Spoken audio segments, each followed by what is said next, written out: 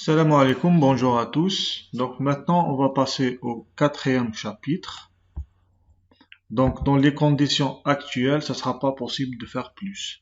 Alors le quatrième chapitre, l'intitulé c'est l'alignement, ou je pouvais l'intituler alignement de séquence. Alors on va essayer de développer donc les points suivants. D'abord, on verra c'est quoi la définition d'un alignement, malgré que je pense en partie, je l'ai déjà défini dans le chapitre précédent, donc qui était les matrices de comparaison. Dans un deuxième point, on verra comment évaluer un alignement, parce que vous allez voir, contrairement à la matrice de points qu'on a déjà utilisée pour comparer deux séquences, ici, il s'agira d'évaluer et de donner un score à l'alignement. Troisième point, comment trouver le meilleur alignement, parce que vous allez voir pour deux séquences, que ce soit ADN ou d'acide aminé ou protéique, on va voir plusieurs possibilités. Alors comment on va pouvoir trouver le meilleur alignement? Donc il y a plusieurs méthodes. La méthode sur laquelle on va s'attarder, donc ça s'appelle la programmation dynamique, on verra les détails. Et puis on verra, donc programmation dynamique, c'est une méthode exacte, qui donne le meilleur alignement, avec le meilleur score. On verra au moins un exemple sur une méthode heuristique, c'est-à-dire approximative, qui donnera pas toujours le meilleur alignement, mais vous allez comprendre l'intérêt de ce genre de méthode plus tard. Sixième point, alignement multiple, on n'aura pas le temps de le développer. Donc on va développer sur ce chapitre, donc le quatrième chapitre, on va développer les points 1, 2, 3, 4, 5, 4 jusqu'à point 5. Donc le 6, on va pas l'aborder. Alors, c'est quoi un alignement? Donc un alignement, ça va être une comparaison. Et une comparaison, c'est là où on va chercher la similarité. On va chercher s'il va y avoir une similitude, une similarité entre deux séquences, donc que ce soit séquence nucléique ou séquence protéique, ou plus. Si on parle de alignement de deux séquences, on va parler de l'alignement simple. Si on parle de comparaison d'alignement de plus de deux séquences, c'est-à-dire 3, 4, 5, ça va être un alignement multiple. Donc nous, on va se focaliser beaucoup plus sur l'alignement simple, mais vous allez voir tout ce qu'on va apprendre sur l'alignement simple, on va être capable de l'extrapoler sur l'alignement multiple. Alors, il s'agit de quoi concrètement? Il s'agit d'écrire une séquence au-dessous de l'autre. Alors, ça va être, c'est quoi l'intérêt? Alors, l'intérêt, en fait, ça va, en fait, c'est pour faire apparaître, pour faire sortir, on va dire, les identités. S'il va y avoir une identité, c'est-à-dire le même résidu qui va être présent dans la première séquence et dans la deuxième, on va pouvoir observer s'il y a des substitutions, c'est-à-dire le fait qu'un acide aminé ou un résidu soit remplacé par un autre. Et également, ça va nous permettre de détecter des événements tels que les insertions et les délétions. Donc, si vous voulez, ça, c'est l'intérêt de l'alignement, c'est de faire sortir, faire apparaître, donc, plus ou moins les événements suivants. Identité, substitution ou remplacement, et insertion ou délétion. Alors, donc, l'intérêt, et après, si vous voulez, l'intérêt final, ou l'objectif final, donc ça va être de voir s'il va y avoir une homologie entre les séquences. Une homologie, c'est-à-dire que les séquences ont probablement des choses en commun par rapport à l'histoire évolutive. C'est-à-dire probablement ils vont partager ou ils possèdent le même ancêtre commun. Et si vous voulez l'homologie de séquences, c'est-à-dire le fait d'observer une similarité, une forte similarité sur les séquences, va nous permettre par la suite d'extrapoler ça sur les fonctions. C'est-à-dire, à partir du moment où les séquences sont très proches par rapport à leur composition, probablement ils vont derrière assurer la même fonction. Et ça, si vous voulez, en soi, c'est quelque chose de très très intéressant. Mais bien évidemment, il faut toujours une interprétation biologique en aval pour confirmer et infirmer, bien évidemment, l'homologie. Alors, on va passer directement aux exemples, là. Donc, sans plus tarder. J'ai pris, si vous voulez, deux exemples. Premier exemple, donc il s'agit de deux séquences, on va dire nucléiques. Et le deuxième exemple, il s'agit donc de deux séquences protéiques. Donc, ce que vous voyez ici, par exemple, c'est un alignement, c'est-à-dire le fait d'écrire une séquence au-dessous de l'autre. Bien évidemment, l'écriture, vous allez voir, là, je vais juste vous montrer une chose.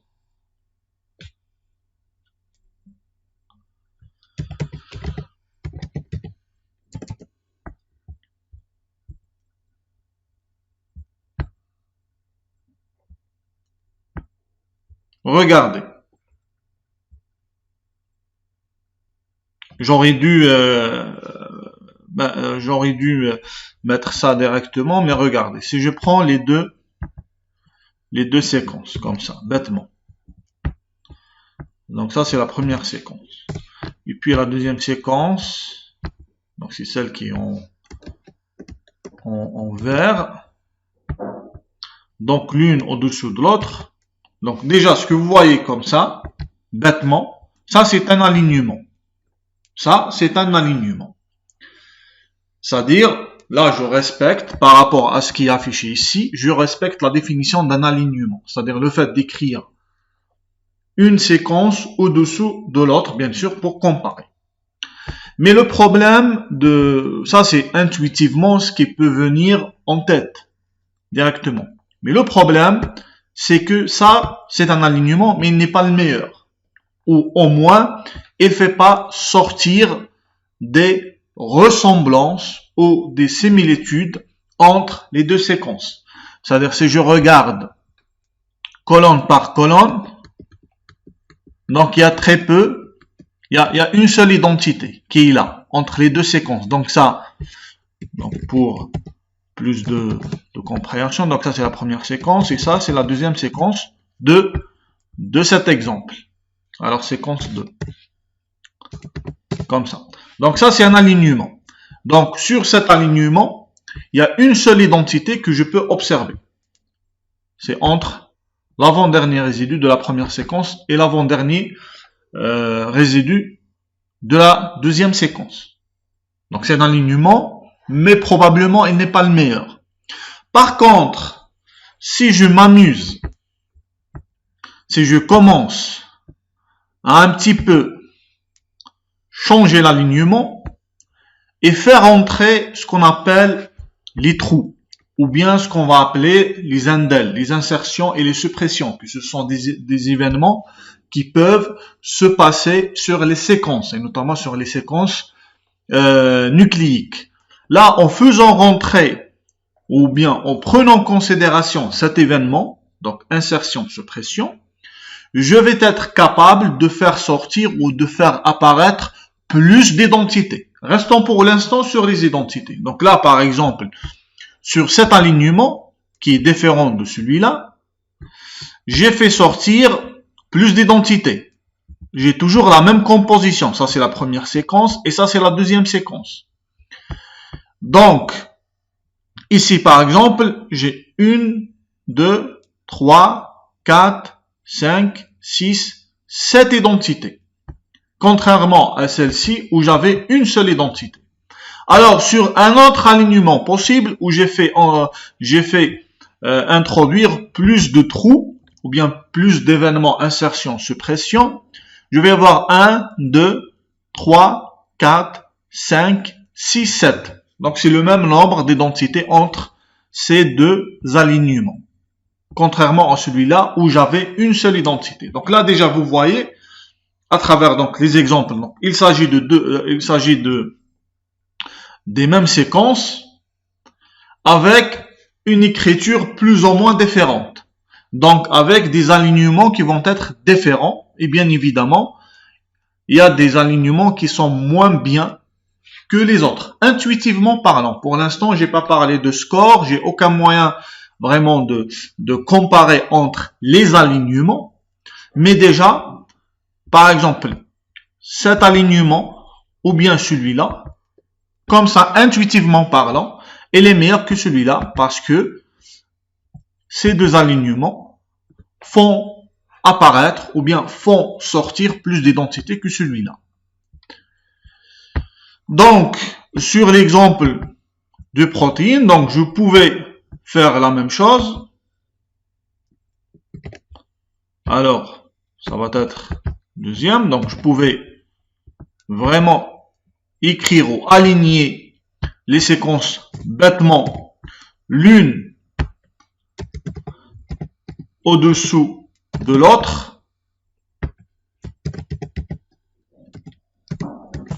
Et là, j'ai aucune identité.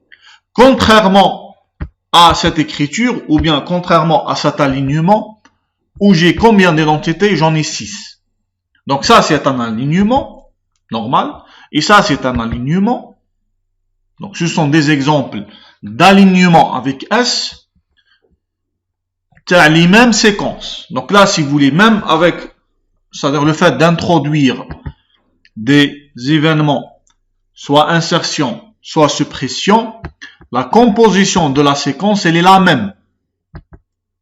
Donc le fait d'introduire des indels, des insertions, des suppressions, ne va pas changer la composition des séquences, parce que ces événements peuvent se passer peuvent se passer bien évidemment au cours de l'évolution, on va dire.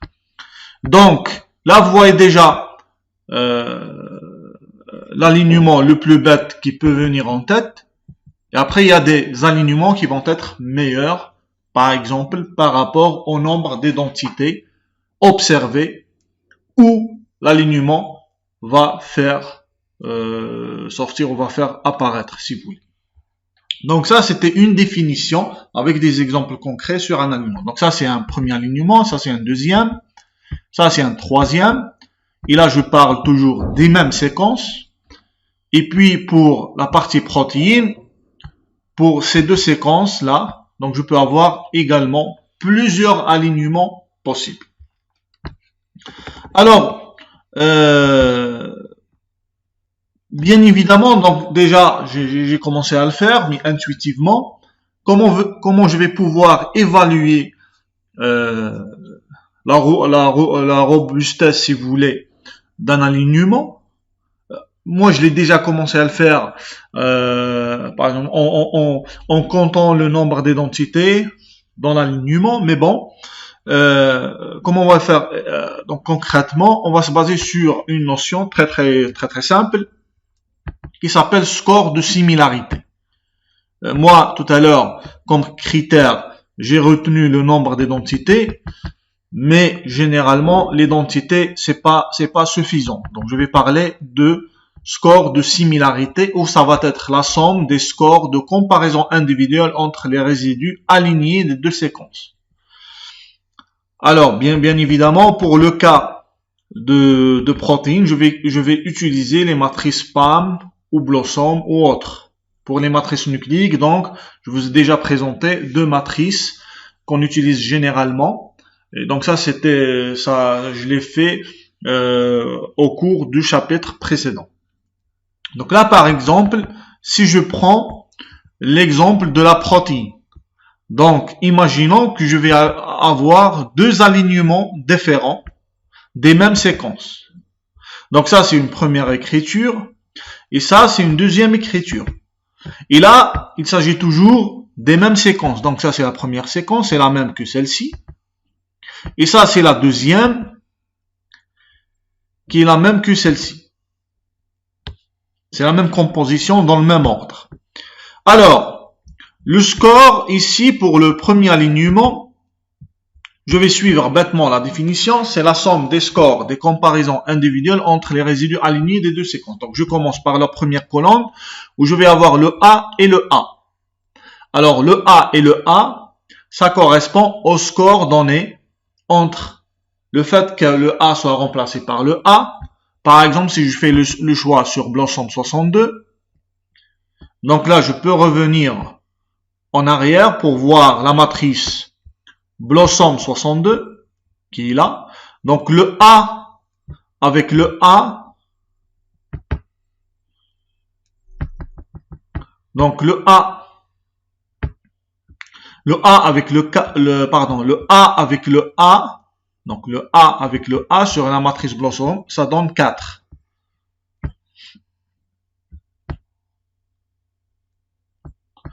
Donc ça donne la valeur 4 et apparemment elle est la même que entre le V et le V, le S et le S, le I et le I, le L et le L. Donc bien évidemment ça on peut le vérifier. Par exemple entre le V et le V, c'est ici la valine. Entre le S, la sérine et la sérine, donc le S et le S, c'est toujours le 4, et ainsi de suite. Par contre, le Y et le Y, c'est la valeur 7. Donc Y, c'est la valeur 7 qui est là. Et ainsi de suite. Donc je vais plus ou moins additionner score de comparaison individuelle entre les résidus alignés des deux séquences. Donc entre le A et le A, c'est le 4. Entre le G et le T. Regardons, entre le G, il est où le G? Il est là. La glycine. Et le T. Donc entre le G et le T. Thréonine avec le G, c'est moins 2. C'est ce que j'ai mis ici pour le calcul du score de similarité pour cet alignement. Donc c'est moins 2. Et ainsi de suite. Entre le V et le V, le S et le S. Entre le N et le M, c'est moins 2.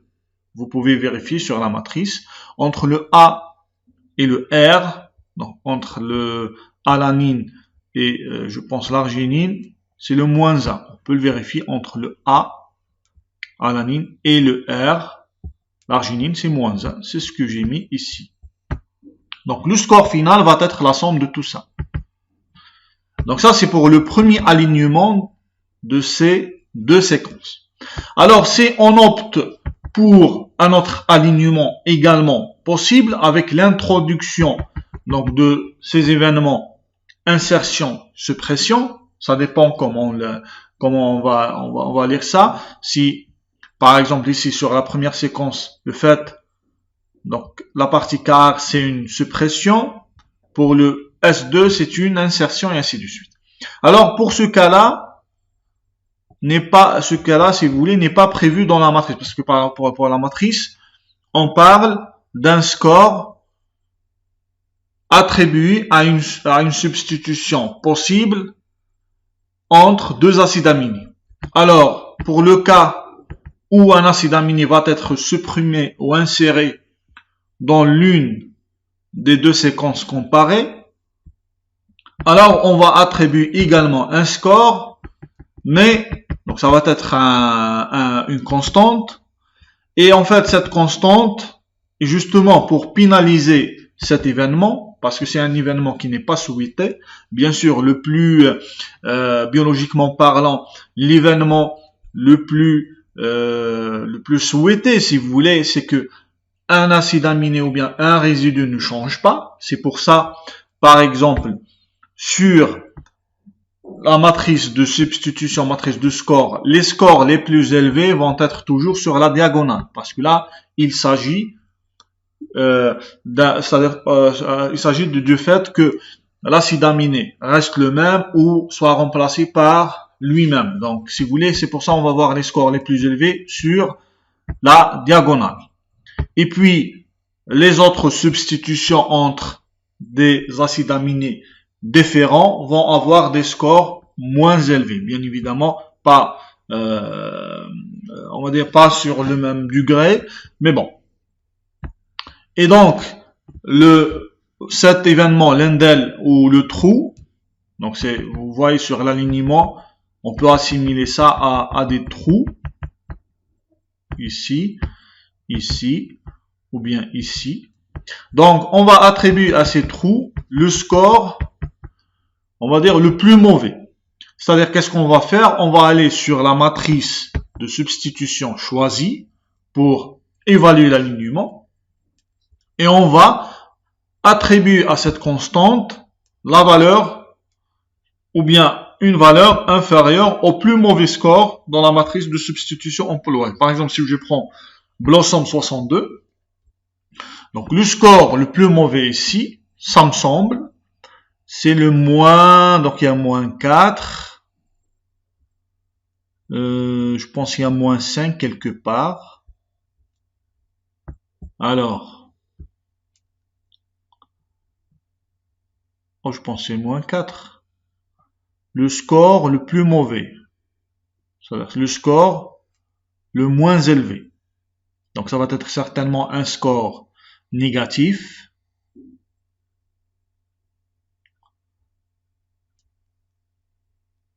Je pense que c'est le moins 4. Mais bon.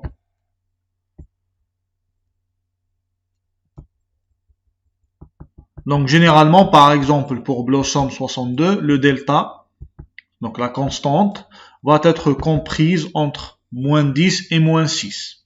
Supposons par exemple moi, pour évaluer cet alignement-là, donc je vais avoir besoin d'un score que je vais attribuer au fait qu'un acide aminé soit supprimé ou soit ajouté, c'est-à-dire il va avoir en face un trou.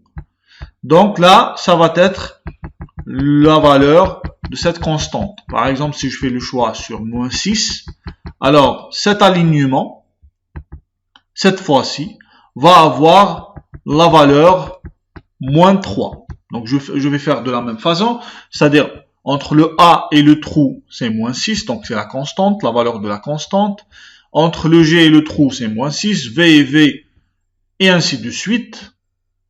Donc, s'il s'agit sur la colonne, si je vais avoir deux acides aminés, donc je vais me référer à la matrice de substitution choisie. Si je vais avoir un acide aminé en face d'un trou, donc je vais utiliser la constante. Bien évidemment, donc le score que je vais utiliser, c'est un score qui va être fortement dépendant de la matrice que j'ai choisie au départ. Par exemple, moi, je vais vous demander comme exemple de calculer le score de similarité de ces deux alignements entre ces deux séquences. Par exemple, maintenant, en utilisant la matrice PAM 250 que vous avez ici donc sur le chapitre précédent. Donc, c'est celle-ci.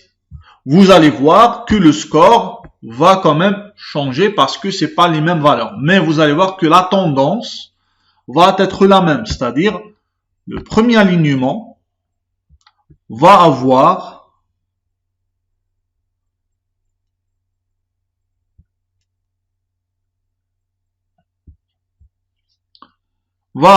un score beaucoup plus important.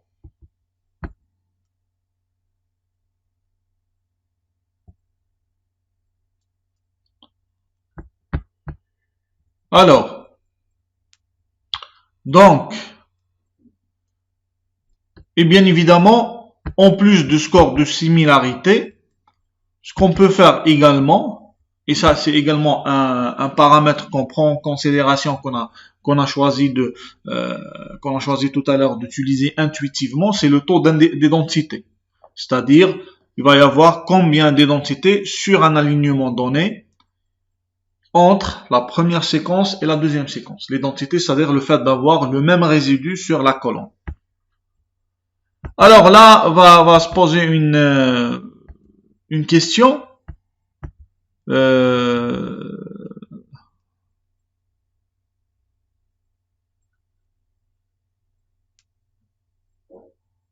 Va se poser donc, une question. C'est comment trouver le meilleur alignement possible. Alors le meilleur définissons d'abord ensemble. C'est quoi l'alignement?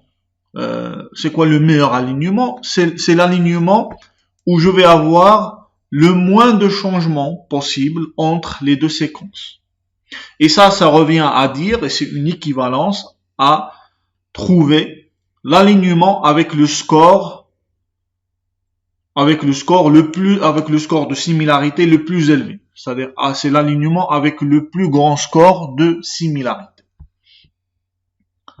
Alors, une première approche qui peut venir en tête, c'est de tester toutes les combinaisons possibles.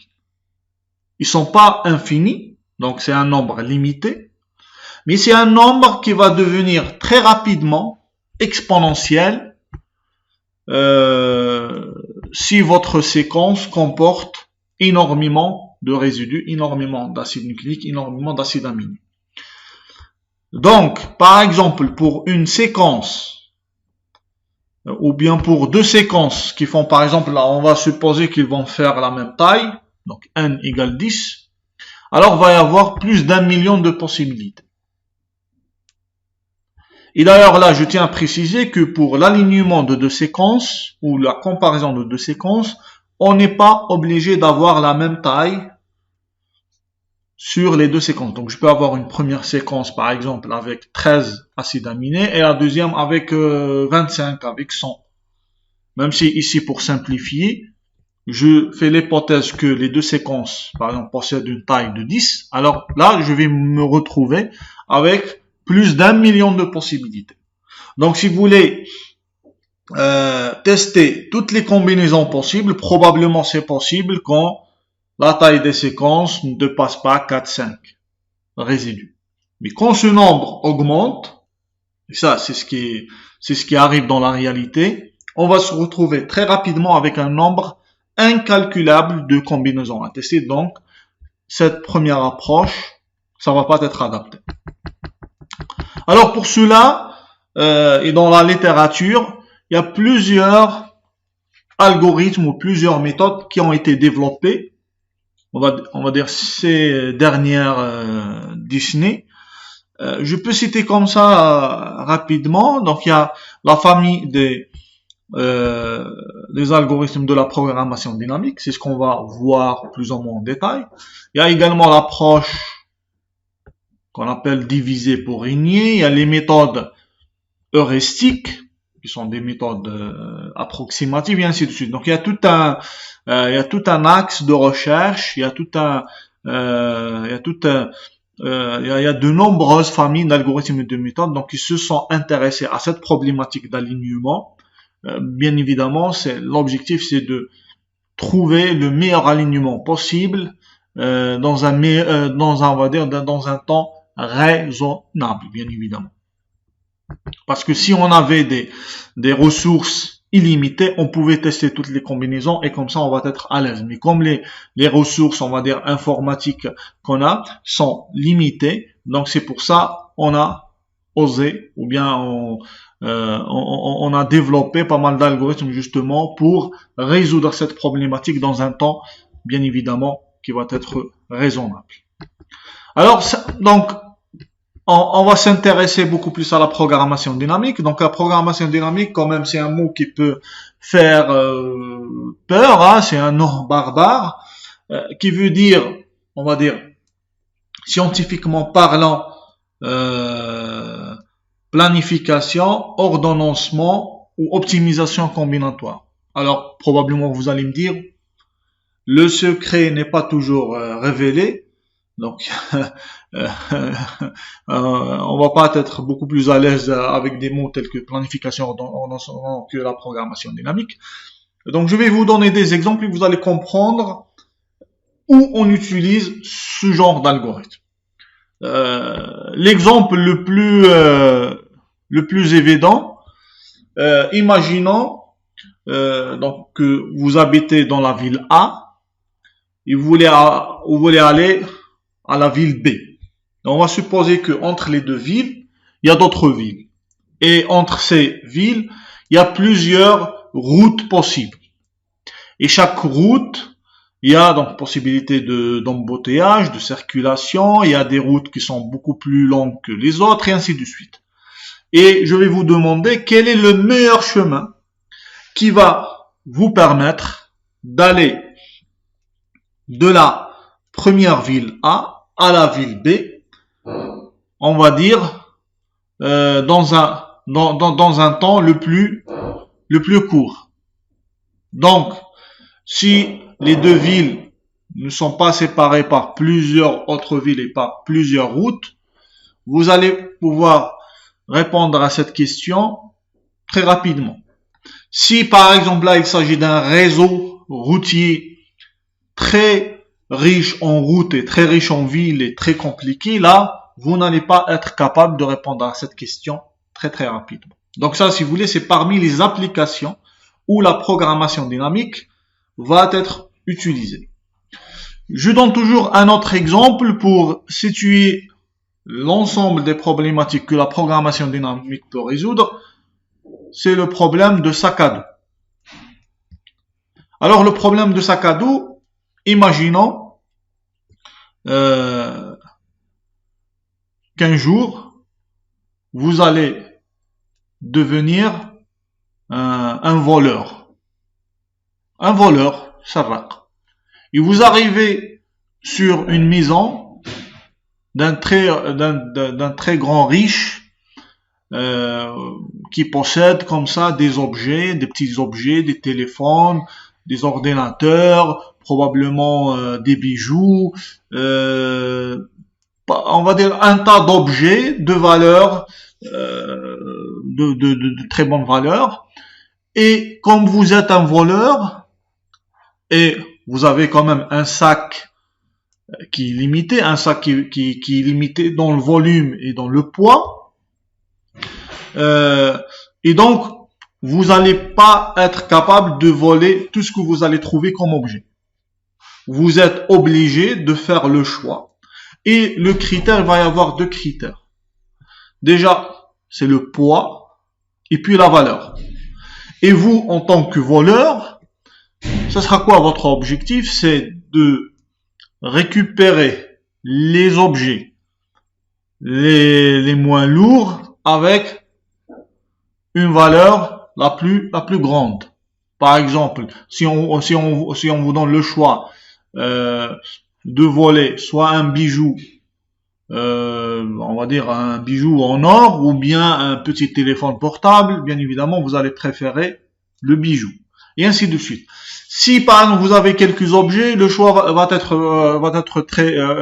fait très rapidement et vous allez tout voler. Mais imaginons que vous allez se retrouver devant des milliers d'objets avec la contrainte que vous avez un sac à dos qui est limité dans le poids et dans le volume. Bien évidemment, pour passer inaperçu, bien évidemment, une fois vous sortez de la maison. Donc déjà, le choix par rapport au choix des objets avec, on va dire, la meilleure combinaison possible d'objets volés, ça c'est un problème que la programmation dynamique peut résoudre, et c'est un problème qu'on peut assimiler à la problématique d'aligner deux séquences de la même façon que j'ai faite pour, par exemple, trouver le plus court chemin entre deux villes dans un réseau routier très riche en villes et en route.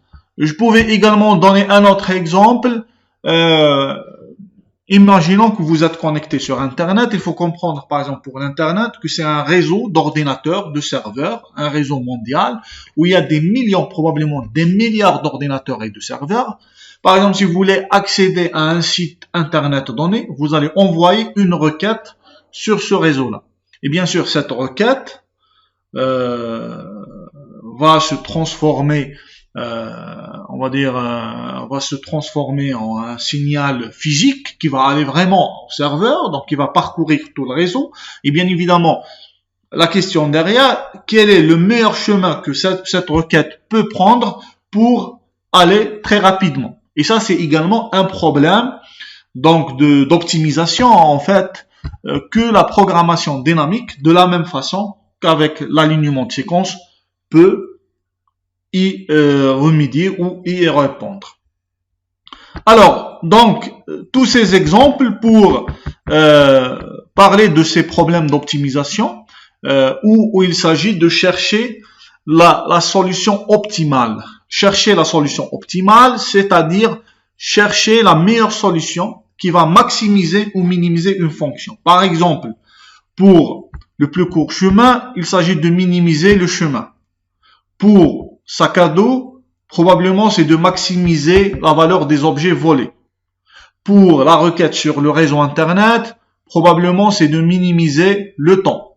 Donc tout ça, si vous voulez, ce sont des problématiques que je peux faire entrer dans cette famille d'algorithmes qui peuvent donc résoudre ce genre de problématiques d'optimisation. Alors pour notre cas, donc il s'agit de maximiser le score de similarité. Donc, on va chercher l'alignement qui va donner le score de similarité le plus élevé.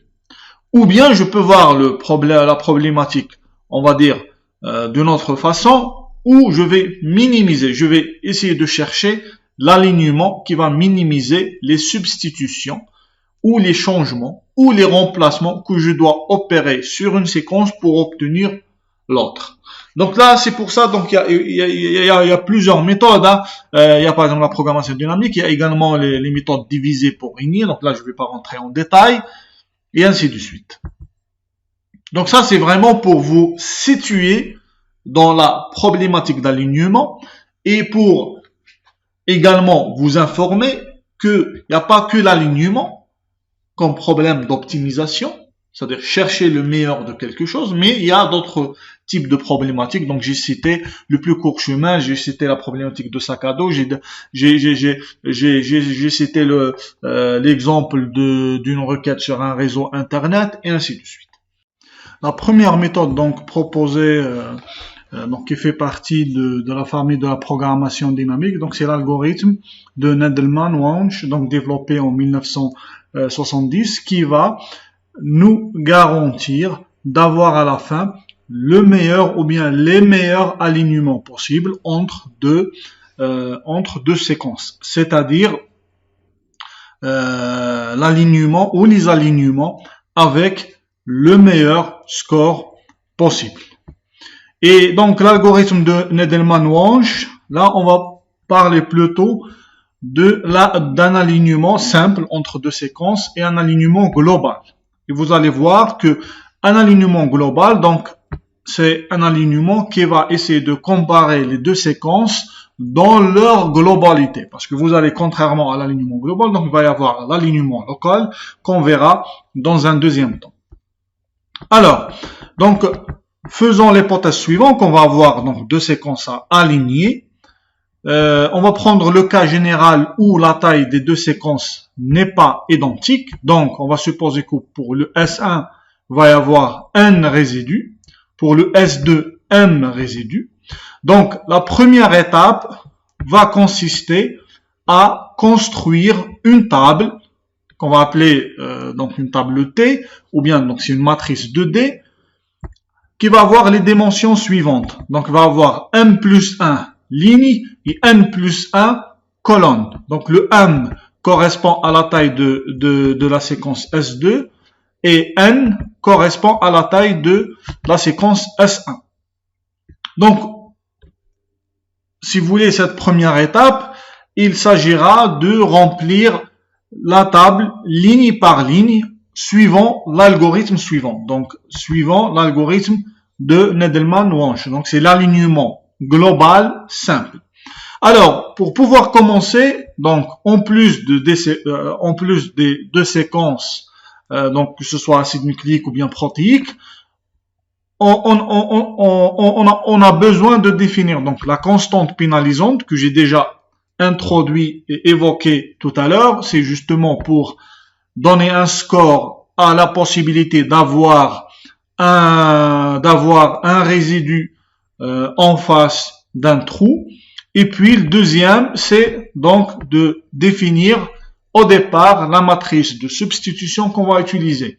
Donc soit on va utiliser par exemple la matrice Blossom 62 ou bien PAM 250 pour les séquences protéiques, ou bien la matrice 1 et la matrice 2 pour les acides nucléiques.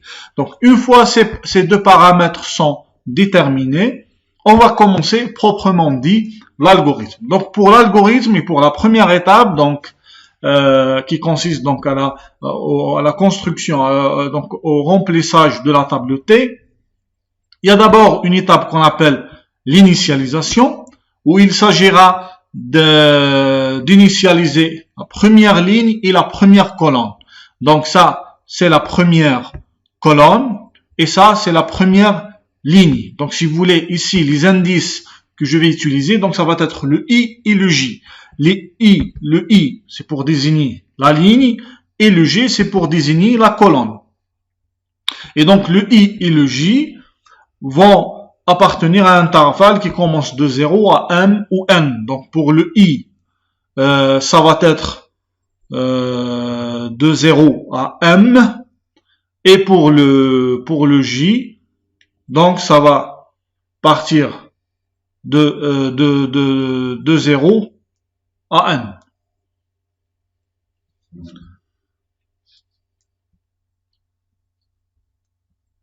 Alors, donc c'est l'étape d'initialisation. Et puis, une fois on fait l'initialisation sur la première ligne et la première colonne, pour chaque élément IJ dans la table, on va calculer 3 valeurs. Et à la fin, on prendra la valeur la plus élevée.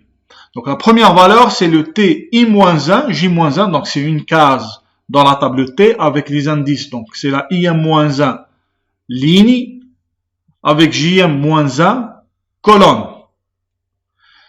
Plus ce que ça va donner la matrice de substitution entre le JM résidu de la première séquence avec le IM résidu de la deuxième séquence. Donc ça, c'est la première valeur qu'on va calculer. La deuxième valeur, c'est TI-1J plus delta. Delta, c'est la constante pénalisante. Troisième valeur, c'est le TI J-1 plus delta. Donc, à la fin, on va avoir 3 valeurs.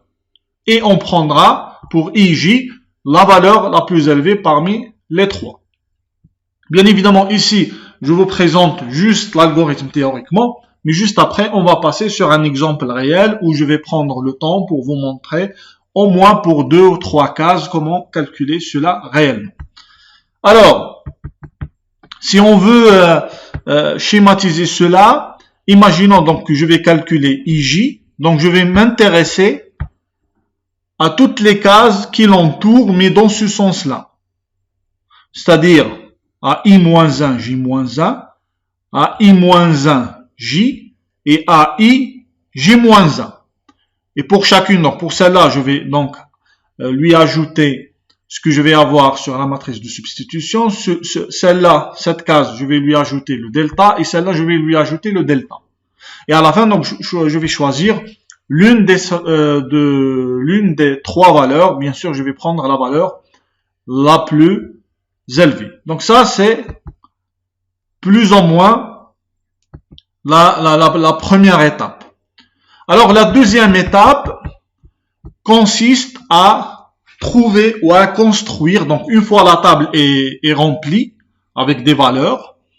Donc, c'est une table, je rappelle, qui fait une taille de M plus 1 fois N plus 1, c'est-à-dire M plus 1 ligne, N plus 1 colonne. M correspond à la taille de S2, N correspond à la taille de S1.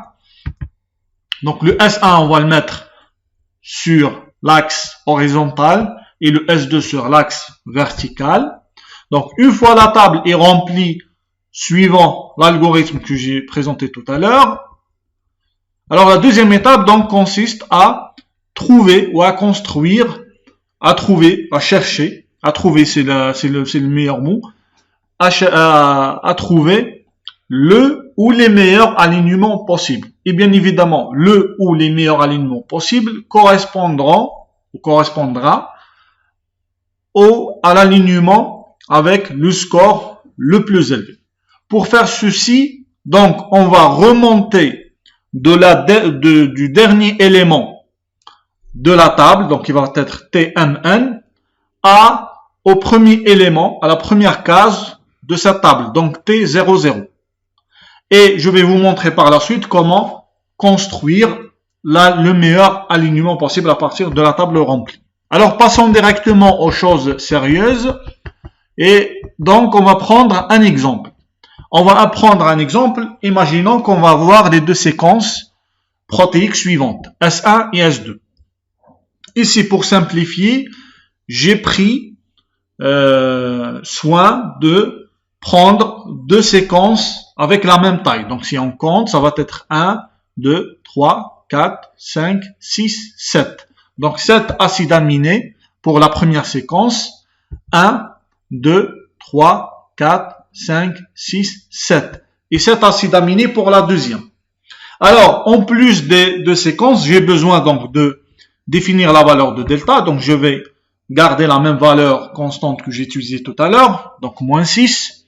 Et donc, je vais utiliser la matrice Blossom 62 que je dois avoir en face de moi pour pouvoir à chaque fois récupérer les différentes valeurs de score. Donc, je l'ai moi ici. Donc, ça, c'est la matrice Blossom 62 que je vais utiliser. Donc, je vous rappelle, Blossom, c'est une matrice de substitution qui va attribuer à chaque substitution possible entre acides aminés un score. Si le score est positif, c'est-à-dire c'est une substitution favorisée ou courante, si la valeur est négative, c'est-à-dire c'est une substitution défavorisée, c'est une autre, c'est-à-dire on va dire c'est une substitution neutre tout simplement.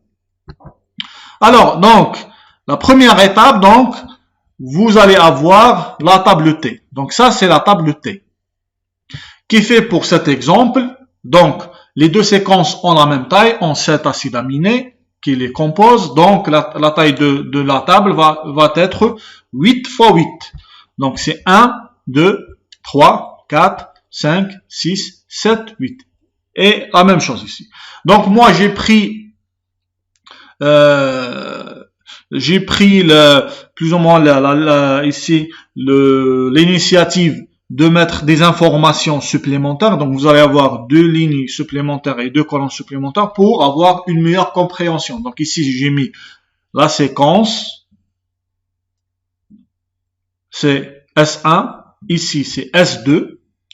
Et en plus de cela, j'ai également mis les indices que je vais utiliser. Donc, je vais utiliser deux indices. Parce que là, il s'agit d'une table, donc d'une matrice 2D. Donc, le I pour désigner les lignes et le G pour désigner les colonnes. Donc, les indices commencent de 0 à 7 pour le G et de 0 à 7 pour le I. Alors, ça c'est la table. Donc, la première étape dans l'algorithme, donc c'était l'initialisation. Où il fallait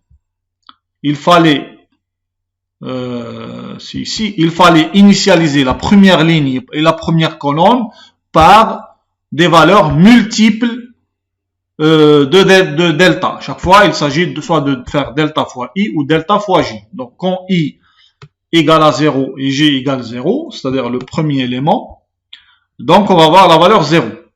Après, ici, donc c'est 0, 1, donc je vais multiplier, donc le j égale à 1, donc c'est le 1 fois le delta, donc c'est moins 6, moins 12, moins 18 et ainsi de suite. Donc ça, c'est pour la première ligne.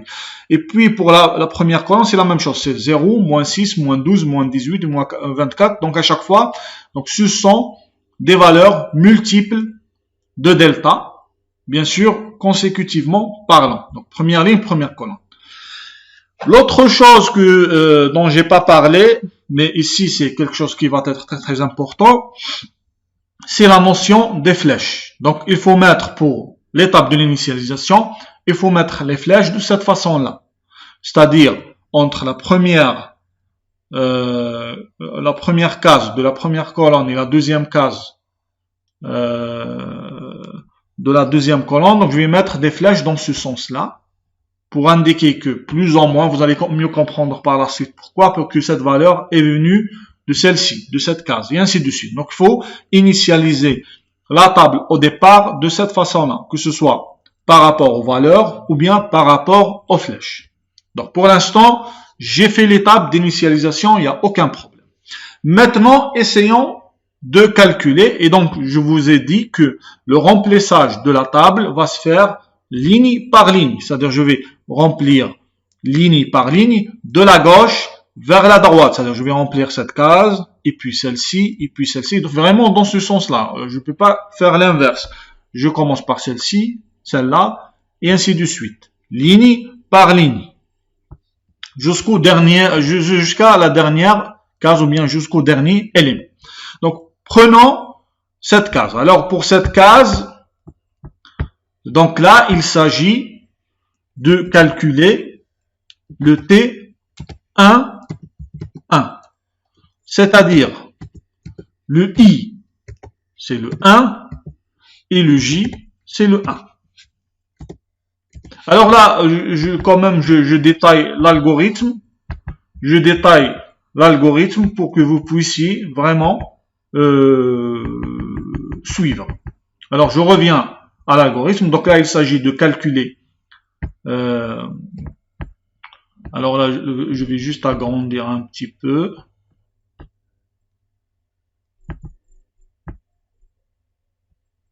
Comme ça.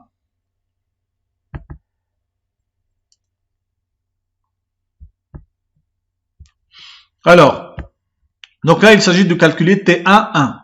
Donc, I égale 1 et J égale 1. Donc, si j'applique l'algorithme, donc il s'agit de prendre la valeur maximum de 3 valeurs possibles. Alors, c'est le T, regardez ici, c'est le I moins 1 et le J moins 1. Donc, ça va être 1 moins 1, donc c'est 0. Et puis, 1 moins 1, c'est 0. À quoi je vais ajouter le M de S1. C'est le JM résidu. Donc, le JM, c'est le 1. Et puis, le S2, ça va être le IM résidu dans S2. Donc, le IM, c'est toujours le 1, comme ça. Et le M ici représente la matrice de substitution choisie. Donc, le M, je peux le mettre ici. Le M, en fait, c'est Blossom 62.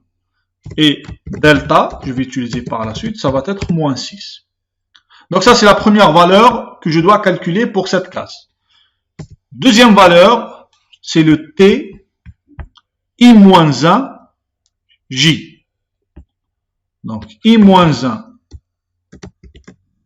Donc, I-1, c'est 0. G plus la valeur de delta. Comme indique l'algorithme. La troisième valeur, donc, c'est TI, donc c'est le 1, virgule, G-1. Donc le G ici, c'est le 1, le 1 moins 1, c'est le 0. Toujours plus delta. Donc ce sont les trois valeurs que je vais calculer. Et à la fin, je vais prendre la valeur la plus élevée pour l'affecter ou l'attribuer à T11. Alors commençons par le premier. Donc T00. Alors je reviens à la table que j'ai déjà commencé à remplir. Donc j'ai fait l'étape d'initialisation. La valeur, je suis là, la valeur T00, c'est celle-ci. Alors c'est 0. Plus ce que va donner la matrice Blossom 62 entre quoi et quoi? Entre la première ou bien le premier résidu de S1. S1, il est là. S2, il est par là. Donc S1, il est vertical. Donc la premier résidu de S1, c'est le F. Donc ça va être la matrice de substitution de F par premier résidu de S2, c'est celui-là, c'est F, comme ça.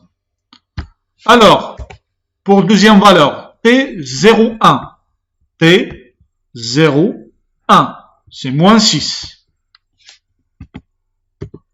plus delta qui est moins 6. Bien évidemment, vous savez, pour indiquer les éléments dans une matrice 2D ou dans une table 2D, le premier indice, c'est le numéro de la ligne, et le deuxième indice, c'est le numéro de la colonne. Alors, T1, 0. Donc, 1 indique la ligne avec l'indice 1. Donc, je suis là. 1, 0. Donc, c'est moins 6. Donc, ça va être moins 6 plus delta, qui va être moins 6. Alors, la première valeur, donc, ça va être 0 plus ce que va donner la matrice Blossom 62 entre F et F. F et F, donc, c'est l'acide aminé phénylalanine. Donc, je vais prendre Blossom 62. Et quand vous allez avoir le même résidu, donc les valeurs vont se trouver sur la diagonale. Donc je vais chercher f. Donc f et f vont avoir la valeur 6. Je vous rappelle que les valeurs les plus élevées dans une matrice de substitution, que ce soit Blossom ou PAM, vont se trouver sur, on va dire, sur la diagonale. Donc entre le f et le f, ça va être 6. Donc la première valeur, c'est 6. Deuxième valeur, pour cet algorithme, ça va être moins 12. Et troisième valeur, pardon, c'est moins 12. Alors, la valeur la plus élevée, c'est 6. Donc, T1, 1 égale 6. Donc, c'est ce que je vais mettre ici. Donc là, j'ai affecté à l'élément T1, 1 la valeur 6, bien sûr, en suivant l'algorithme que j'ai présenté tout à l'heure. Alors là, il reste juste une petite chose à ajouter sur la table, c'est la flèche. Et la flèche, à chaque fois, va indiquer d'où vient cette valeur. Donc ici, pour le T11, j'ai pris plus ou moins la valeur venant de T00, parce que c'est la valeur la plus élevée parmi les trois. Donc c'est pour ça que j'ai mis une flèche de la case 00 à l'élément, ou bien de l'élément 00 à l'élément 11. Donc à chaque fois, je dois préciser d'où vient la valeur que j'ai mis dans une case donnée. Donc là, j'ai mis la flèche de cette façon-là. Alors, continuons le remplissage de la table et passons maintenant à cet élément. Donc, je vous ai dit que le remplissage se fait ligne, à part l'initialisation, après c'est ligne par ligne, de la gauche vers la droite. Alors maintenant, donc, je vais calculer la valeur de cet élément. Alors, cet élément, c'est le T1, c'est le numéro de la ligne, 1, 2. Alors, de la même façon, donc ici, le I égale 1, le G égale 2. Alors, je vais calculer de la même façon. Je vais calculer trois valeurs et je vais prendre la valeur la plus élevée, suivant l'algorithme Needleman et Wunsch, donc qui permet d'avoir le meilleur alignement global, simple possible entre deux séquences. Alors de la même façon, je vais faire T. Alors je reviens toujours, là je détaille vraiment les calculs, mais une fois vous faites ça, vous allez très rapidement comprendre le mécanisme et probablement vous n'aurez pas besoin de revenir à chaque fois à l'algorithme. Donc pour T1, 2, donc je vais d'abord faire TI-1 et J-1. Donc ça correspond à T0, 1, plus ce que va donner la matrice de substitution entre donc le JM résidu dans S1, le JM donc c'est le 2 de S1 et le IM résidu dans S2. Donc ici je vais mettre le I, c'est le 1, comme ça. Alors deuxième valeur c'est entre I-1 et J. I-1 c'est 0 et J c'est 2 plus delta toujours. La troisième valeur c'est I, donc 1, et J-1, donc 1, plus delta. Donc là, vous voyez, à chaque fois, je vais prendre en compte, c'est pour le calcul de la valeur d'une case donnée ou d'un élément donné, je vais prendre en considération les trois cases qui l'entourent, comme ça. Donc à chaque fois, je vais prendre en considération les trois cases qui l'entourent. Donc cette case, c'est le T01. Celle-là, c'est 0,2. Et celle-là, c'est le 1,1.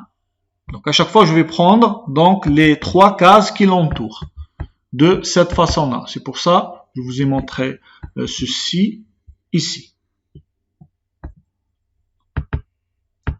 Alors, je vais donc maintenant essayer de calculer. Alors, T01. T01, c'est moins 6. plus ce que je vais avoir au niveau de M entre quoi et quoi. Donc le deuxième résidu sur S1. Donc le S1, il est là. Le deuxième résidu, c'est le K.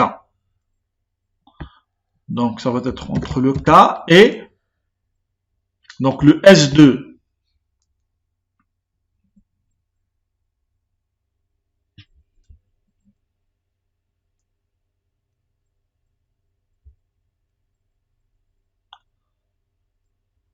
Alors, je vais juste regarder une chose.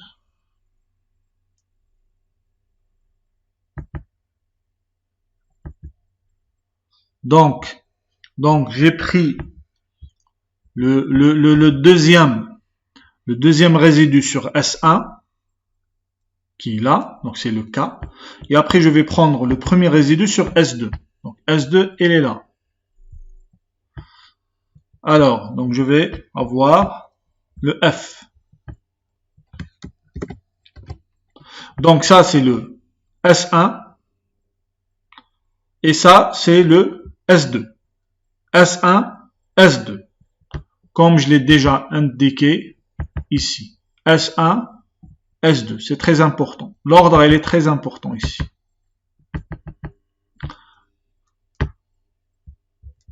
Donc, je calcule ici T02. 0,2. C'est donc moins 12 plus moins 6. Donc, c'est égal moins 18. La même chose pour la troisième valeur. Donc, T11. T1, 1. Donc, c'est 6. Donc, 6 plus moins 6 plus delta, donc, égale 0. Et alors ici, donc ça va être moins 6 plus, alors je vais chercher dans la matrice de substitution à quoi, c'est quoi le score attribué au fait que le K soit remplacé par le F, ou bien le F soit remplacé par le K. Donc je retourne à la matrice de substitution Blossom 62, et donc je vais chercher le score attribué entre F et K. Alors elle est là, donc K et F, donc c'est ici, donc c'est le moins 3. C'est la valeur attribuée à la substitution de K par F. Donc c'est moins 3. Alors ici, ça va être moins 9. Alors si je compare les trois valeurs, quelle est la valeur la plus élevée entre moins 9, moins 18 et 0? Donc ça va être 0. Donc T1 de égale 0. C'est ce que j'ai mis ici. Et le 0, d'où vient ce 0? Il vient de T11. Donc je mets une flèche de T11 à T12. C'est ce que j'ai fait ici. De T11 à T12. Et ainsi de suite. Donc en répétant ce que j'ai fait ici pour ces deux éléments, ou bien pour ces deux cases, je vais à la fin. Et je ne dois pas oublier à chaque fois les flèches. Je vais à la fin avoir une table qui ressemble à celle-ci. Donc ici c'est le S1, là c'est le S2. Donc à la fin je vais avoir une table qui ressemble à celle-ci. Alors, donc là j'ai terminé la première étape. Pour la deuxième étape, donc une fois la table est remplie, avec les valeurs et remplie avec les flèches, et comme ici il s'agit d'un alignement global, je suis sûr et certain que le score de meilleur alignement possible va se trouver au dernier élément.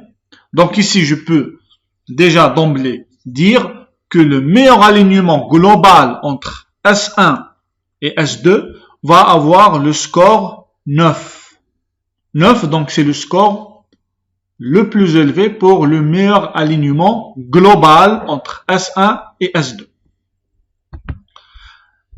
Et donc, une fois que je connais le score du meilleur alignement, je dois maintenant le trouver. Donc, le meilleur alignement possible. Alors, pour cela, je vais récupérer tous les chemins qui mènent de la première case à la dernière. Donc, je vais chercher dans la table. C'est pour ça également, donc en plus de remplissage de la table par les valeurs, le remplissage de la table par les flèches, et je vous ai tout à l'heure expliqué c'est quoi le principe. À chaque fois, je vais indiquer d'où venaient les valeurs que je vais attribuer à la case en question. Donc, le fait de bien mettre les flèches, c'est quelque chose de très très important parce que ça va servir à trouver le meilleur alignement global possible qui correspond au score, donc il va se trouver à la dernière case.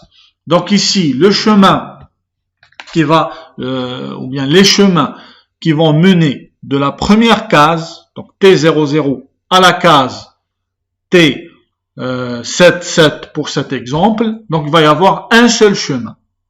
Donc un seul chemin, c'est l'équivalent d'un seul alignement global optimal. Donc il va y avoir un seul qui va être le meilleur et qui va avoir la valeur 9. Alors, donc ça, c'est le principe et j'ai essayé de montrer cela à travers un exemple. Donc, il faut d'abord plus ou moins schématiser la matrice. C'est une matrice qui fait m plus 1 fois n plus 1, sachant que le m, c'est la taille de S2, n, c'est la taille de S1. Donc, pour cela, il faut juste revenir ici. Donc, le m, c'est le S2, le n, c'est le S1. Probablement, je suis en train de mélanger entre les deux, mais vous avez ceci ici, de façon très correcte. Donc la première étape, donc il s'agit d'initialiser et de remplir les différents éléments. Il faudrait mettre les flèches à chaque fois pour indiquer d'où viennent les valeurs à chaque fois. Et une fois la table est remplie par les valeurs et les flèches, il faut chercher quels sont les différents chemins qui mènent de la première case à la dernière. Le nombre de ces chemins, c'est le nombre des alignements optimaux global.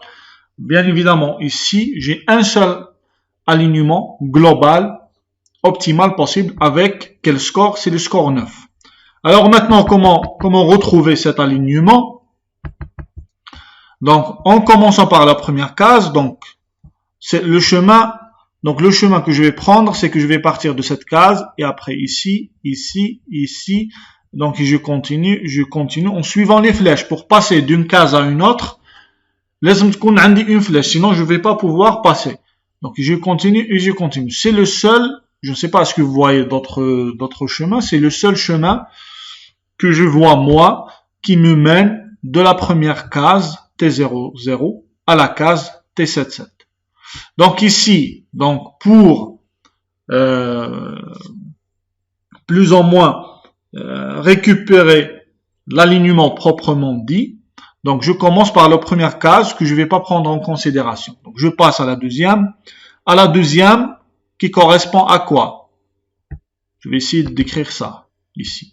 Qui correspond à quoi? Le chemin F et F. Donc je vais faire comme ça. Donc ça c'est le S1, ça c'est le S2. Sur S1, donc ça c'est S1 et ça c'est S2. Alors cette case, donc qui fait partie du chemin, correspond à F sur S1 et qui correspond à F sur S2. Je continue. Après, je passe ici. Cette case, donc qui fait partie du chemin, correspond à K dans S1 et correspond à T dans S2. Je continue. Alors, je vais passer de cette case à cette case. Donc, cette case, la troisième, correspond à R dans S1 et correspond à K dans S2. Je continue. Celle-ci correspond à L dans S1 et correspond à F dans S2. Je continue. Celle-ci correspond à M dans S1 et correspond à R dans S2. Alors, je continue. Donc, cette case correspond à A dans S1 et correspond à A dans S2. Alors, la dernière case correspond à A sur S1 et correspond à L dans S2. Ce que j'ai obtenu ici, c'est le meilleur alignement possible. C'est l'alignement global optimal qui va avoir quel score? C'est le score 9. Bien évidemment, vous pouvez maintenant ici vérifier en recalculant le score de similarité de cet alignement, bien sûr en prenant en compte les valeurs retrouvées sur la matrice de substitution 62, et vous allez retrouver la valeur 9. Donc ici, l'alignement global, c'est l'alignement trivial, le fait de mettre une séquence S2 au-dessous de S1 de façon triviale. Mais bon, ça c'est un cas, c'est pas le cas général, mais bon, c'est un premier exemple où j'ai essayé de vous montrer comment obtenir l'alignement global optimal sur la table. Alors maintenant, pour avoir plus de cas particuliers et probablement pour mieux comprendre, je vous propose de faire un deuxième exemple, mais le deuxième exemple, je vais m'inspirer du premier exemple pour faire le deuxième. C'est-à-dire, je vais prendre S1 et S2 et je vais faire une petite modification sur le S2 où je vais supprimer le dernier L. Donc le dernier acide aminé, je vais le supprimer pour voir ce que ça va donner. Donc là, maintenant, il s'agit de deux séquences. Il s'agit d'un deuxième exemple différent par rapport au premier, parce que le S2 ici, elle est différente par rapport à S2 du premier exemple. Donc ici, je me retrouve avec un nouvel exemple où je vais garder une partie des valeurs. Donc ça va me permettre de ne pas recalculer, mais au moins d'être dans une autre situation où vous allez avoir des cas beaucoup plus intéressants. Donc, concrètement, ça correspond à quoi? Je vais juste supprimer la dernière ligne. Parce que j'ai supprimé le dernier acide aminé, donc c'est facile. La table reste la même. Donc, je vais supprimer la dernière ligne, si vous voulez. Donc, pour ce deuxième exemple, j'ai obtenu la table suivante. Alors, pour cette table, imaginons que je viens de la remplir avec les valeurs et les flèches. Donc, toujours le même principe. L'alignement global optimal va avoir le score de la dernière case. Donc, c'est-à-dire, il va avoir la valeur 4. C'est le score le plus élevé. Le score du meilleur alignement global possible. C'est automatique. Il va se trouver sur la dernière case de la table, ou bien sur le dernier élément de la table. Donc, c'est 4. Donc, ça c'est la première question que je dois me poser pour le cas d'un alignement global. Donc, c'est facile, le score va se trouver sur la dernière case, le dernier élément. Donc, c'est 4. La deuxième question, combien d'alignements optimaux global je vais avoir? Alors, là, le même principe, je vais chercher tous les chemins qui mènent, en suivant les flèches, qui mènent de la première case, donc de la case T00, à la case, ici, ça va être la case T67. 6, 7. Alors, si je regarde bien, à votre avis, je vais avoir combien de chemins possibles? Donc déjà, ça c'est un premier chemin, comme ça. Ça, c'est un deuxième. Ça, c'est un troisième. Ça, c'est un quatrième. Ça, c'est un sixième. Donc, je pense que je vais avoir 6 alignements. Ou 4, à votre avis. Je vais avoir combien d'alignements? Là, probablement, j'ai mal compté. On va refaire. Il y a combien de chemins possibles, en suivant les flèches, entre le premier élément et le dernier? Il y en a combien? Il y a 1. Il y a 2. Il y a 3. Il y en a 4. Donc, il y a 4 chemins. Si vous voyez d'autres, il faut juste me le dire en commentaire. Mais bon, moi je vois 4.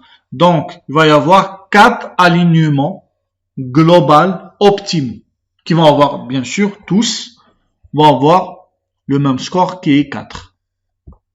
Alors, la question qui va se poser, comment je vais les retrouver? Alors, je vais essayer de suivre la même logique de tout à l'heure. Je vais essayer de prendre chemin par chemin. Donc, le premier chemin, donc chemin numéro 1, 2 sur la table, chemin numéro 3 et chemin numéro 4. Alors, le premier chemin, c'est 0. C'est les valeurs, c'est les valeurs ce sont les valeurs. Donc, c'est 0. C'est le premier chemin, il est direct. Ou plus ou moins direct, c'est celui-là. Comme ça. Donc, c'est 0, 6, 5, 7, 7, 6, 10, 4. Alors, deuxième chemin, c'est celui-là. J'arrive ici, je vais comme ça, et je descends comme ça. Donc, ça va être 0, 6, 5, 7, 7, 6, 0 et 4. Alors, troisième chemin. Donc, c'est celui-là. Comme ça, et je descends. Donc, correspond à quelle valeur? C'est 0, 6, 5, 7, 7, 1, 0, 4. Et le dernier chemin, c'est celui-là. Comme ça, et je descends. Donc, le dernier chemin, quatrième chemin, c'est 0, 6, 5, 7, 1, 0, 4. Donc, ce sont les 4 chemins qui correspondent aux 4 alignements global optimaux. Donc, ce sont les 4 meilleurs alignements global possibles entre S1 et S2. Donc, S1 qui est là et S2 qui est là, vertical. Alors, comment je vais transformer ces chemins en alignement? Alors, alignement.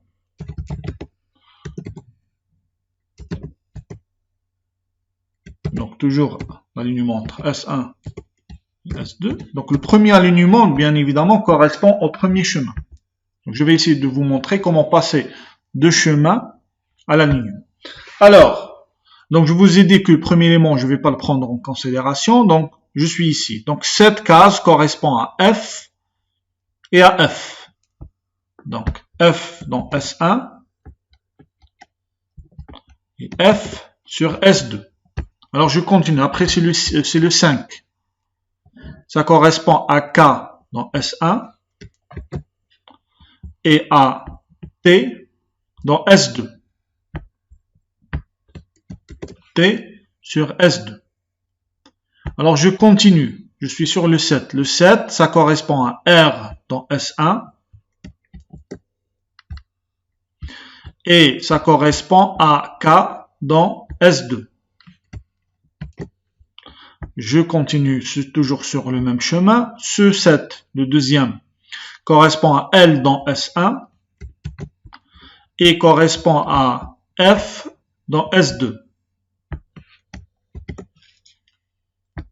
Alors, je continue. Je suis ici. Le 6 correspond à M sur S1 et correspond à R sur S2.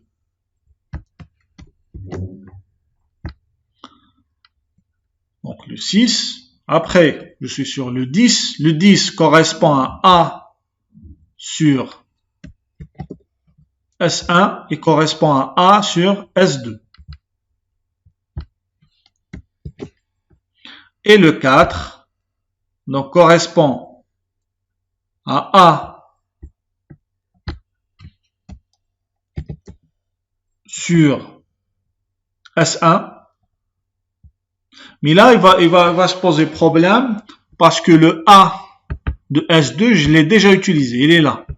Donc, vous allez avoir une flèche horizontale, cela veut dire que vous allez avoir une suppression, une délétion sur S2. Donc, sur S2, je vais mettre un trou. C'est comme ça. Donc, quand vous allez avoir une flèche sur le chemin, une flèche horizontale, c'est-à-dire vous allez avoir une délétion sur S2. Donc, S2, il est là, S1, il est là. Vous allez voir sur d'autres exemples, quand vous allez avoir la possibilité d'avoir une flèche verticale, c'est-à-dire vous allez avoir la délétion sur S1. Donc, le trou va se mettre sur S1. Donc là, ça c'est le premier alignement. Ça c'est le premier alignement. Alors, faisons le deuxième alignement, alignement 2. Toujours la même logique, S1, S2. Alors, donc je suis ici, sur le deuxième chemin. Alors, deuxième chemin, donc le deuxième chemin c'est celui-là, et après c'est comme ça, et après c'est comme ça. Alors, premier chemin, donc, alors je vais faire F avec F. Donc là, je vais essayer d'aller un peu vite. Et après, c'est K avec T. K avec T. Et après, R avec K. R avec K. Et après, c'est L avec F. L avec F. Et après, c'est M avec R. M avec R. Donc là, je suis là. Mais ça, donc là, il s'agit du deuxième chemin. Donc, je vais aller comme ça. Et ça correspond à quoi? Ça correspond à une flèche horizontale, c'est-à-dire je vais avoir une délétion sur S2. Donc, sur le S1, je vais avoir A. Par contre, sur le S2, je vais avoir une délétion. Donc, je vais avoir un trou. Et je continue. Après, une fois je suis là, donc je descends. On va dire diagonalement parlant. Donc ici, je tombe ici. Donc ça correspond à A de S1 et A de S2. Donc ça, c'est le deuxième alignement possible, qui est optimal, donc global et optimal, qui va avoir le score 4. Donc le troisième alignement correspond au troisième chemin. Donc on va essayer de suivre la même logique qu'on a déjà suivi pour les deux premiers alignements. Donc ça va être donc F dans S1 et F dans S2, et puis K S1 et T dans S2, et puis ça va être donc R dans S1 et K dans S2. Puis donc on est là. Et le deuxième 7. Donc ça va être L, F, L. Et puis F. Donc, et après le 7, c'est le 1. Donc ça va être M sur S1. Et comme ici, regardez bien. Donc ça, c'est le troisième chemin. Comme il s'agit d'une flèche horizontale, donc ça va être une délition sur S2. Donc un trou sur S2. Donc ça va être entre le M et un trou sur le S2. Et on continue. Après le 1, donc ça va être le 0. Le 0, c'est entre le A de S1 et le R de S2. Donc ça va être entre le A et le R. Et puis, à la fin, donc ça va être 4, ça va être A, A. A, A. Donc ça, c'est le troisième alignement. Alors, le quatrième alignement est le dernier. Alors, toujours la même logique. Et là, d'ailleurs, si vous voyez bien, entre les 4 chemins, il y a une partie commune. C'est celle-ci. Et pour cette partie commune, donc ça correspond aux 3 premiers acides aminés ou bien de 3 résidus de chaque séquence, c'est la même partie. D'ailleurs, c'est cette partie. À chaque fois, elle se répète entre les différents alignements. Donc ça va être le cas ici. Donc je vais faire FK, R. Et puis ça va être F, FT, K. Donc, on est sur le quatrième chemin. Donc, une fois arrivé sur le... Une fois arrivé sur le 7, donc là, on va aller sur le 1. Donc là, il s'agit d'une flèche horizontale, c'est-à-dire le L va correspondre à un trou sur le S2. Donc ça va être L avec un trou sur le S2. Après, donc une fois qu'on est là, on va passer ici, donc ça va être MF. M et F. Et après, ça va être entre A et R. Donc A et R sur S2, toujours la même logique. Et une fois on est là, ça va être entre A, S1 et A, S2. A, S1, A, S2. Donc là, vous voyez. Donc si vous voulez, ce sont les 4 alignements qu'on a obtenus à partir des 4 chemins qui mènent de la case T00 à la case T67. Donc la dernière case dans cette table. Donc à chaque fois sur le chemin, si vous voyez une flèche diagonale, ça va être une substitution d'un acide aminé dans S1 par un acide aminé dans S2. Si vous voyez une flèche horizontale, ça va être une délition sur le S2, c'est-à-dire il va y avoir un acide aminé sur S1 qui correspond à un trou sur le S2. Si vous allez avoir une flèche verticale, c'est-à-dire vous allez avoir un trou sur le S1 qui correspond à un résidu sur le S2. Si vous voulez. Donc ça, ce sont les 4 alignements globaux optimaux qui possèdent tous le score 4. Bien évidemment, vous pouvez vérifier en utilisant la matrice de substitution Blossom 62. Donc c'est la matrice de substitution que j'ai utilisée. Donc bien évidemment, vous pouvez vérifier. Donc vous allez obtenir le score 4. Donc ce sont les 4 alignements globaux optimaux. Donc ce sont les meilleurs alignements globaux ou globaux, je ne sais pas comment dire, global ou globaux, entre S1 et S2. Donc là, en observant bien les alignements, donc il y a juste un trou, plus ou moins, qui bouge à chaque fois. Là, vous voyez. Donc il y a quand même une partie commune, et cette partie commune, c'est une partie commune également sur les chemins. Donc tous les chemins passent par ces 3 cases. Donc c'est pour ça, les 3 premiers acides aminés de chaque séquence, dans chaque alignement, donc c'est vraiment la même chose à chaque fois. Alors,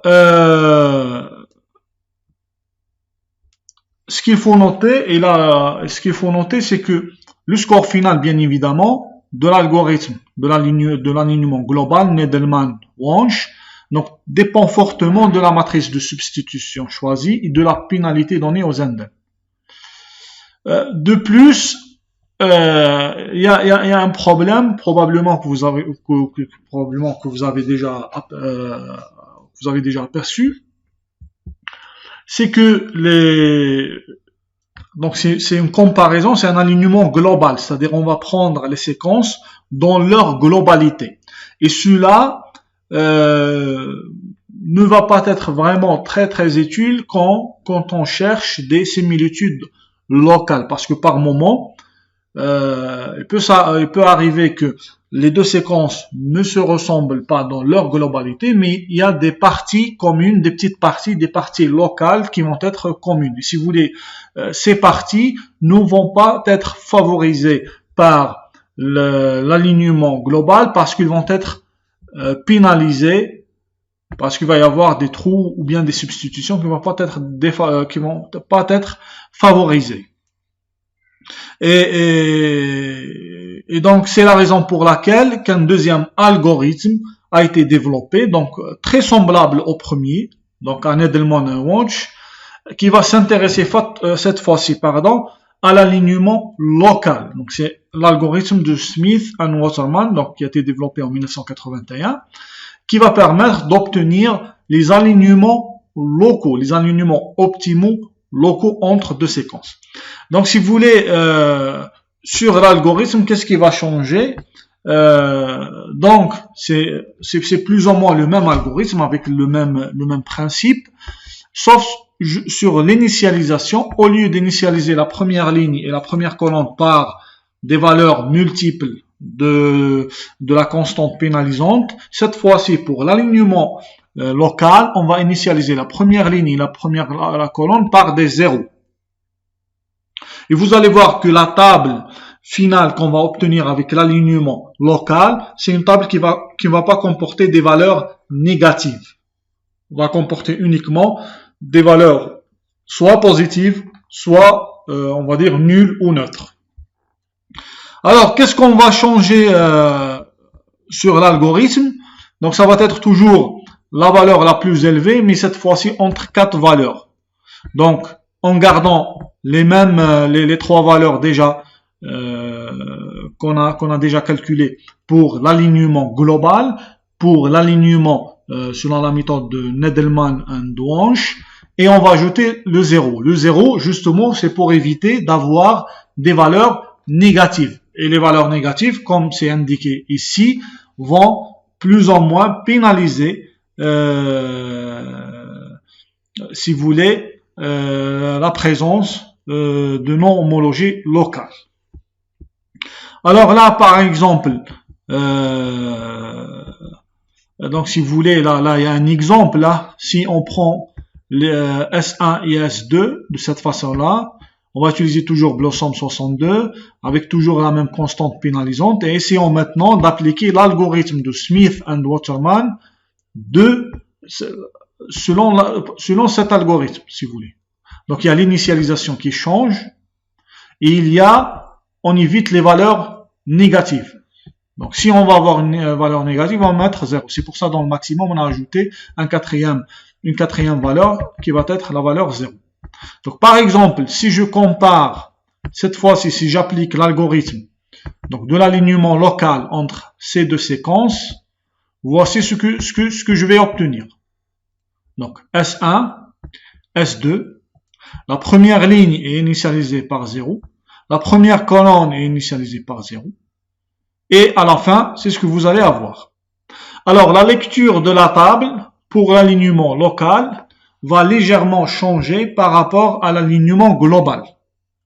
Sur l'alignement global, le score du meilleur alignement optimal ou le meilleur alignement global se trouvait sur la dernière case de la table, bien sûr le dernier élément de la matrice.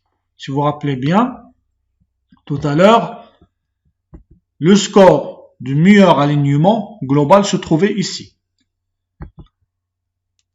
Pour l'alignement local, ça va pas être le cas. Le score, le meilleur score peut se trouver dans n'importe quelle case dans la table. Donc par exemple, si je regarde comme ça, donc le meilleur score d'un alignement local ici, donc je vais prendre la valeur la plus grande, la valeur la plus élevée, donc correspond à 21.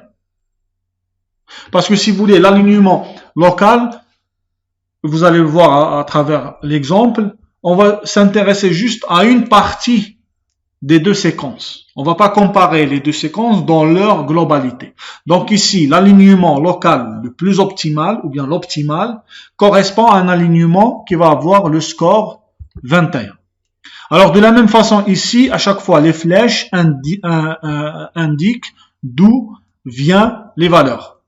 À chaque fois, d'où viennent les valeurs. Vous voyez. Donc là, 21. Donc je vais plus ou moins voir où s'arrête le chemin. Le chemin s'arrête sur une valeur nulle. Donc la valeur nulle, je ne vais pas la prendre en considération. Comme j'ai fait tout à l'heure, le premier élément de la table pour un alignement global, je ne le prenais pas en considération. C'était l'élément ou la case 00. Donc de la même façon ici, donc le chemin qui correspond à ce score, donc qui est le plus élevé, donc c'est celui-là. Donc il va s'arrêter ici. Il ne s'arrête pas avant. Donc, comment je vais écrire donc cette fois-ci l'alignement local? Donc toujours S1, S2, comme ça.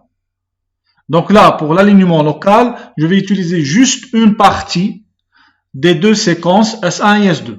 Je ne suis pas obligé de prendre les deux séquences dans leur globalité. Donc, alors le chemin, donc c'est bon, je l'ai déterminé. Donc il va d'ici à ici. Donc ça correspond. Donc le chemin du meilleur alignement local.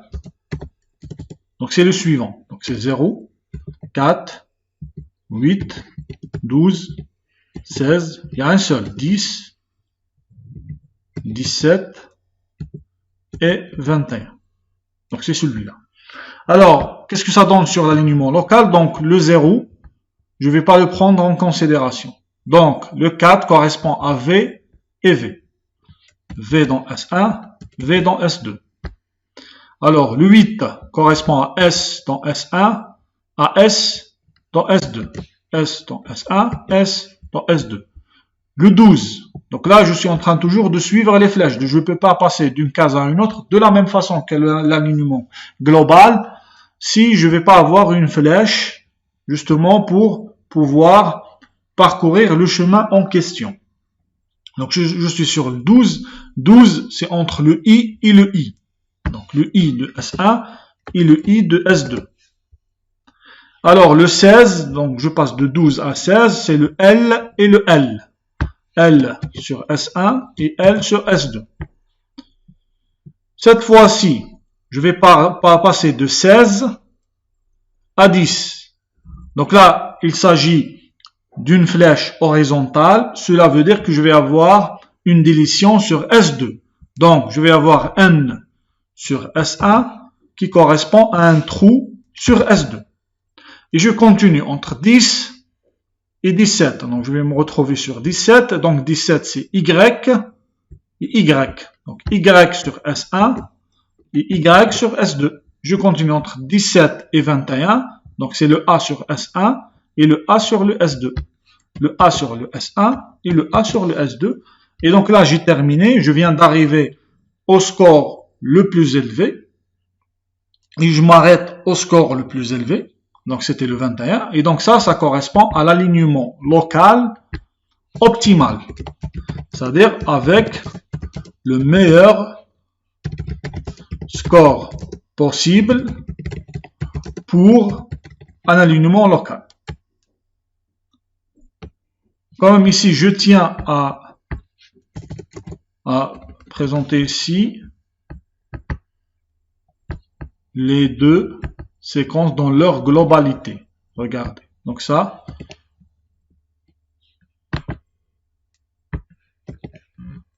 Donc ça c'est S1 et ça c'est S2. Donc là vous voyez sur l'alignement local optimal, j'ai pas utilisé toutes les acides aminés de S1, ni toutes les acides aminés, tous les acides aminés de S2. J'ai utilisé juste une partie. Par exemple pour le S1, j'ai utilisé cette partie. Et pour le S2, j'ai utilisé cette partie. Donc là, vous voyez quand même l'alignement, l'intérêt de l'alignement local, c'est que ça permet de faire sortir, de faire apparaître des ressemblances locales. Et généralement, c'est ce qu'on va vraiment utiliser.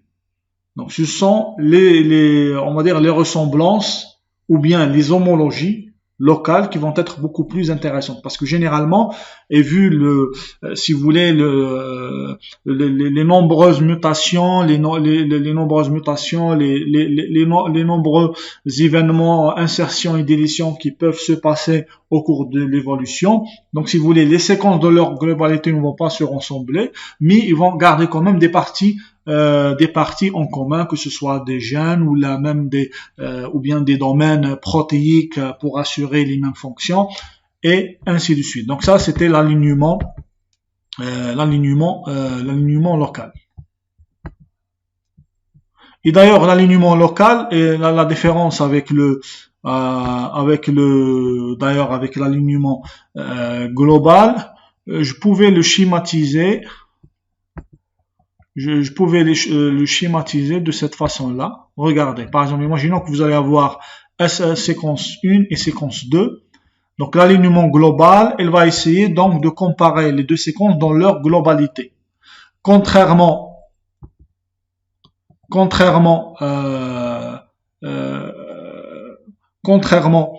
à l'alignement local, qui va essayer plus ou moins de chercher les petites ressemblances entre séquence 1 et séquence 2, si vous voulez.